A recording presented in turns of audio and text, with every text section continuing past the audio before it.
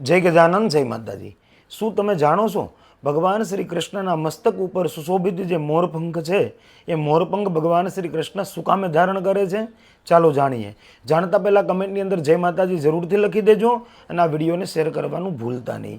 જ્યારે ભગવાન શ્રી રામે જન્મ લીધો અને રામજીના લગ્ન થયા અને સીતા માતા સાથે જ્યારે એ વનવાસ ગયા ત્યારે એ વનવાસની અંદર માતા સીતાને તરસ લાગી ત્યારે ભગવાન શ્રી રામચંદ્રજી જળાશયની શોધ કરતા હતા ત્યારે એક મોરે ભગવાન શ્રી રામચંદ્રની સહાય કરી। મોર ભગવાન શ્રી રામને કહે છે કે તમે મારી પાછળ પાછળ આવો, હું તમને જળાશય સુધી પહોંચવાનો માર્ગ બતાવું, તમે રસ્તામાં ભટકી ન જાઓ એના માટે હું મારા એક એક મોરપંખ રસ્તા ઉપર છોડતો જઈશ।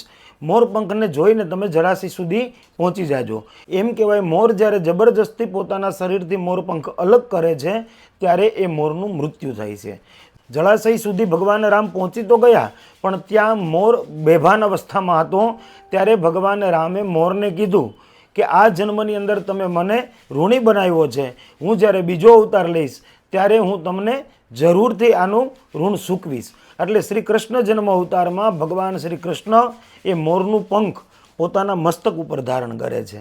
આ વિડીયોને શેર કરવાનું ભૂલતા નહીં। જય ગજાનન, જય માતાજી।